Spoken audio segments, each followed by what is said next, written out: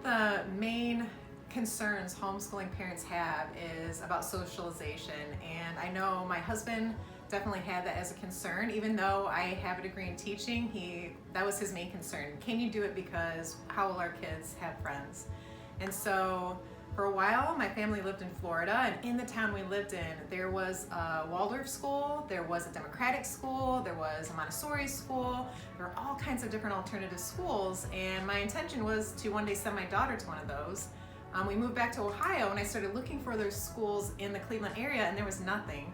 So I saw that there was a co-op on the west side of Cleveland, but it was full. They had a wait list, and I didn't know what else to do. I wanted my kids to have friends, and myself and another group of women contacted the founders of that first co-op that was full, and they agreed to meet with us and help us form our own co-op. And so at a Panera one night, myself and a few other parents met these moms at Panera, and we decided to form our own co-op, and it was just something kind of born in the moment. We all said yes to that opportunity, and eventually that co-op grew to about 25 families. We had our own wait list. There was a real need for that community to form, and a lot of people benefited from it. So I was really grateful to be a part of creating that. And I would encourage any other parent, if there's a full co-op, or if there's maybe a specific interest that you would like to share with other families, think about forming a group around that. If it doesn't start with you and you're waiting for someone else to do it, it might never happen. And it's definitely very possible to find other like-minded parents and create something together. So as your children's needs grow, as they age, you might find the desire to grow different types of communities.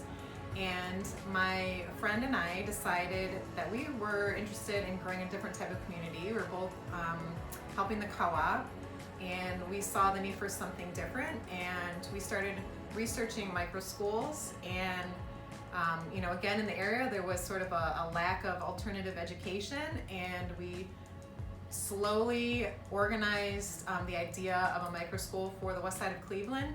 And it was challenging, but there were a lot of different resources to help us grow the micro school, and we opened last year.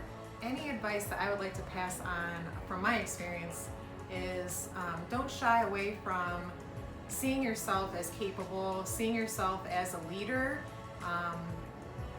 gaining skills over time as you look to what it is you want to create, and taking small steps to create that.